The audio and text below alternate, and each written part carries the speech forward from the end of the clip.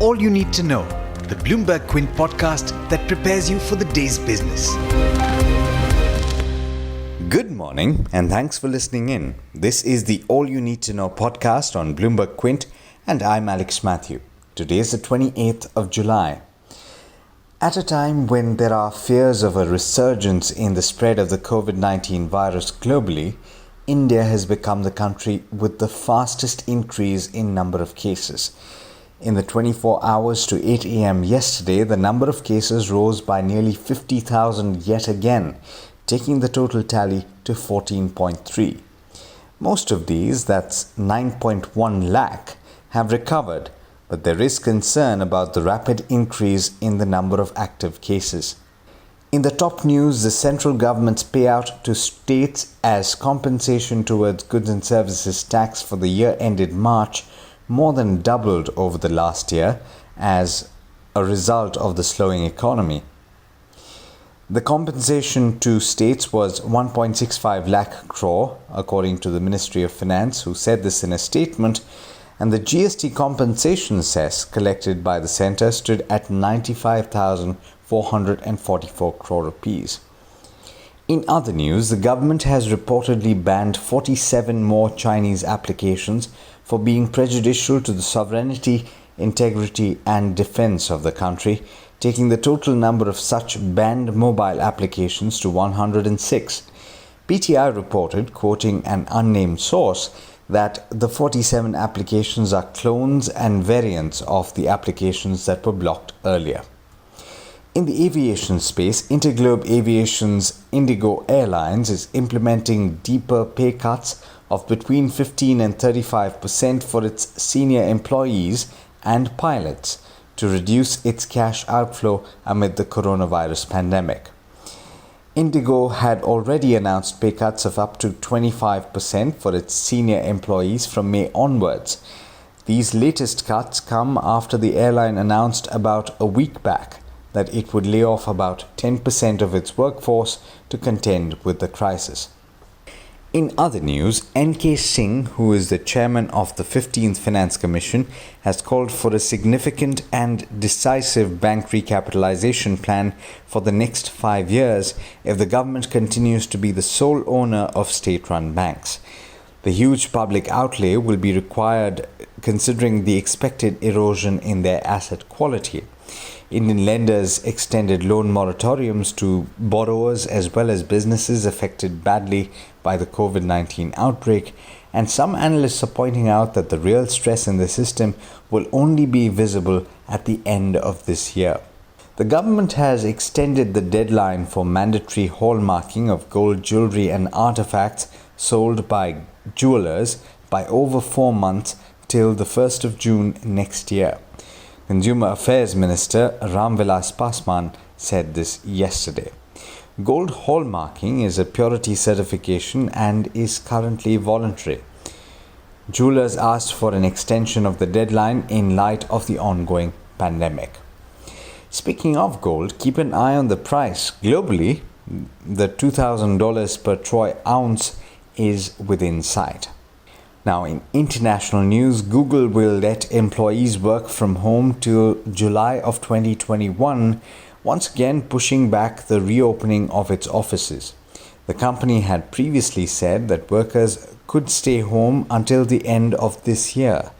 In an email sent to employees yesterday, CEO Sundar Pichai said that the change was made to help them plan ahead, and this applies worldwide. Meanwhile, Bloomberg has reported that China isn't buying enough from the US to meet terms of the two nations' trade deal. This amid a rapidly worsening diplomatic standoff that is making some people think that we're heading towards a new Cold War.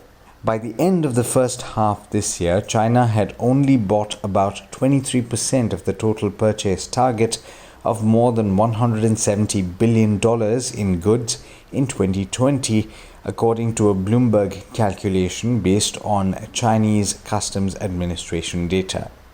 In international markets, US stocks ended higher, with tech once again leading the gains.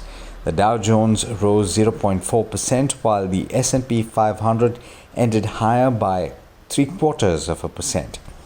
The Nasdaq, meanwhile, ended the day with gains of 1.7%. All three early risers in the Asia-Pacific region, as a result, have started the session with strong gains. And with that, it's over to Agam Vakil for the trade setup for the day in India. Good morning, Agam. How are we looking today? Good morning, Alex, and good morning, listeners. Well, it seems that strength has returned to the SGX Nifty futures, which are currently trending higher by 60 odd points, and we are likely to see a positive opening based on the current conditions of the Asian markets. But very quickly, we move on to earnings, and right at the top, we have those from Bharti Infratel's first quarter. It's a muted quarter. Net sales have declined 3.3% and profit, however, did grow 8.4%. We have also seen an expansion in its EBITDA margins, its tenancy ratio standing at 1.82 times versus 1.84 times. It's also an operatingly strong quarter for Tech Mahindra, where its dollar revenues did decline 6.7% with a 4% decline in its rupee revenues, but its net profit rose 21%.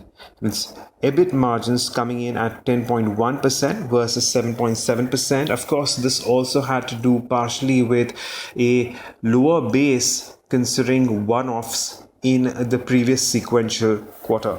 But we move on to Bharat Electronics, and it's been a weak one because we have seen net sales decline 20%.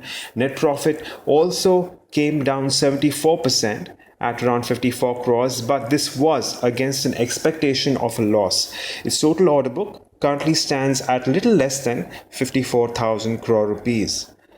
But it's been a disastrous quarter for United Spirits, largely on account of the lockdown. We have seen its net sales decline 54% with a net loss of 215 crores versus a profit year on year. The negative operating numbers have driven the contraction in gross margins, negative impact of operating leverage, and of course COVID-19 has induced aging related provisions. We've seen a decline of 49% in volumes for the quarter. Well, in today's day of trade, we will be keeping an eye on Nestle, Ultratech Cement, IndusInd Bank, Yes Bank, and NIIT Technologies, among many others in terms of earnings. But moving beyond that, we also have an update from Interglobe Aviation, which has announced another round of steeper pay cuts starting September.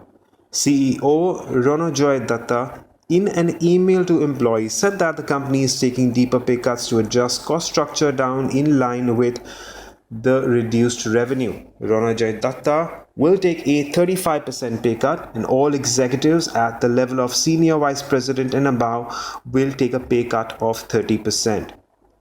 Indian Oil Corp and Total France have announced a 50-50 joint venture company that will manufacture and market high-quality bitumen derivatives and specialty products for the growing road building industry in India. And finally, from the primary space, we have Mindspace Business Parks REIT IPO, which has been subscribed 38% on day one. Institutional subscription stands at 0.37 times and retail subscription at 0.4 times. Now, these are just some of the stocks we can watch out for as we move into trade today, but don't forget to go through our morning edition of All You Need to Know only on BloombergQuint.com. Thanks, Agam. And as always, thank you all for listening in. This is Alex Matthews signing off. Have a great day. I hope you enjoyed listening to All You Need to Know. Did you know that you can listen to the show on the IVM Podcast app? On the IVM Podcast app, along with this, we have a number of other shows which you think you'll enjoy. Listen to Cyrus Says with Cyrus Brocha as the host. Listen to Pesa Vesa with Anupam Gupta. The Scene and the Unseen with Amit Verma, or Shunya One hosted by Shiladiti Mukhopadhyay and myself. Check out the IVM Podcast app to get more talk content that you will enjoy.